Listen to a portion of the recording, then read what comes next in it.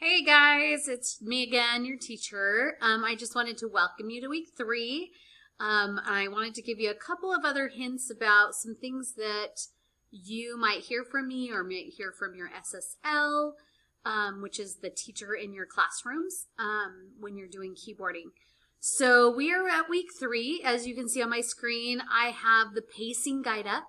This is super important because it'll keep you on track so you don't get behind.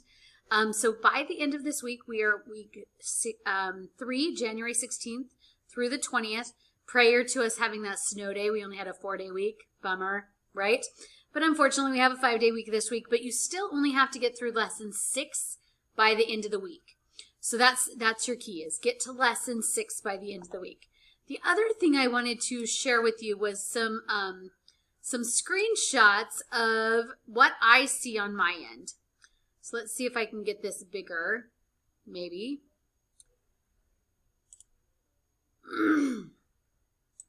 So this picture, if it'll get big enough for us, is a screenshot of what I see on my end. So this is one of you students, and you can see that on this student, he has actually gotten through lesson 7, timing number 15, 16. The nice thing about this is I can see which ones he passed and which ones he didn't. So the black ones are ones he passed, so the red ones are ones that he didn't quite get his word per minute count. So the left number here is your word per minute, and the right number is the number of errors. And so I can see that he's attempted all of these through that timing, but he has a few that he hasn't actually passed. So he's going to have to go back and redo those, because that will not show me that he's passed this lesson and this lesson until he fixes those. So right now it's only showing that he's passed lesson 1, even though he's clear to lesson 7. So you don't see this, but you see it on your screen a little bit differently, and I'll show you that here in a minute. But I wanted you to see what I see. So this is first one of the reports I pull on a regular basis. The other report I pull on a regular basis, I believe, is this one. Yes. So this one shows your daily effort, how much time you are spending each day and what days you are on. So for example, on January 5th, this student worked approximately 25 minutes on January 5th in the program. So not in Canvas, in the keyboarding program. On the 6th, he was about 27 minutes. On the 9th, he was about 36, 37 minutes, and so on and so forth. But then I can also go into each day. So on today, January 16th, the day I'm recording this student spent 25.3 minutes in the program. And that 25.3 minutes was composed of his lesson 1, specifically line 12, 13, 14, and 15. And you can actually see how many seconds he was in each of these in each of those lines, like practicing it. So because these numbers are pretty high, I'm assuming he attempted to do it several times. That is an indicator to me that he is not understanding how to use his fingers properly for this line. And that is an indicator to me that I might either be needing to decrease the program so that his word per minute requirement is a little lower, or that he has a couple of extra options for the number of errors he can take. So if you make a request from me and say, hey, I need help on this line, this timing, the first thing I'm going to do when you tell me that is I'm going to go to this report and see how many times you have attempted that line. Whether it's, if it says only like 15 seconds and it's a 15-second timing, I know that you've only done it once. But if it shows something like this, I can see evidence that there is some change that needs to happen. So those are the 2 reports I get. Is I can see how many minutes every day that you're in there, right? Whether you're in there at all. So like over the weekend, this person wasn't in. That's expected.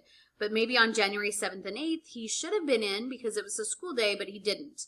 And that's an indicator for me and the teacher in the classroom where you're at, that says, what was he working on? Did we give him permission to work on a different assignment? Was he absent that day? So these are really good reports for me to have, because it'll help me help you, in case I need to adjust your level, but it'll also allow us to be able to track some data. So that was the first thing I wanted to show you, was between the pacing guide and between the reports I get. But I also wanted to pull up one other thing. Sorry, you see a picture there of my family in the background probably. I also wanted to show you what it looks like when I log in as you. So I have the opportunity to log in to the software, to the keyboarding software, as each of you. So like for instance, this person, Trevor, he has gone through and you can see that he has a couple that he's passed and a couple that he hasn't. So when you go into these, because I didn't think I showed you a very good video on how to make it bigger and how to make it smaller. So I'm trying to fix that. So when you go into these, you have these options at the top. You can go home, which takes you back to that screen that shows you the lessons and where you're at, okay? You also have the opportunity to maximize the view.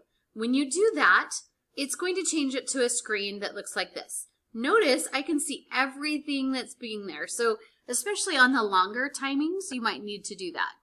I also can change the font size and the way it looks. So I can change it to a bigger font size. I can change it to a smaller font size.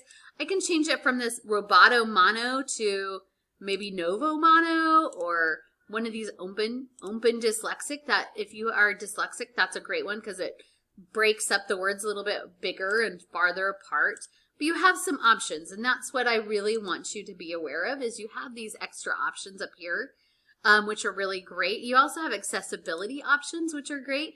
It will actually read it to you, so you can click play sample. So for those of you who are dyslexic and don't know very well about how to do it, you can have it read to you, which is really great. So you have a lot of options inside the screen. You also have the ability to go to some of these other places, like do games. So say you're just sick and tired of typing today. You can go across the top and click on games, and there's a couple of different game activities that you can do. They do not count towards your grade, but it'll give you like a brain break that maybe you could go in and play one and then go back.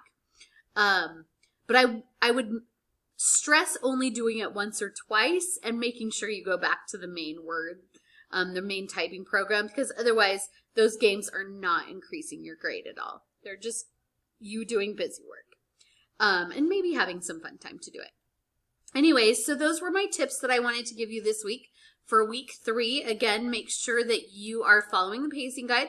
Hopefully you should be through lesson 6, passing all those lessons. If you are struggling in the program for one reason or another, say you're not hitting your 30 words per minute on most of these, you're hitting 28, 29, let me know. Send me an email. I'm happy to jump in and review your data from the reports I get, and see if that's something that we need to adjust, right? So I can always go to the report and look at it and say, okay, yeah, I see he's been doing it several times. I need to figure out what's going on. So please, if you're having issues, email me. I'm happy to make adjustments. Have a great week. We'll see you later.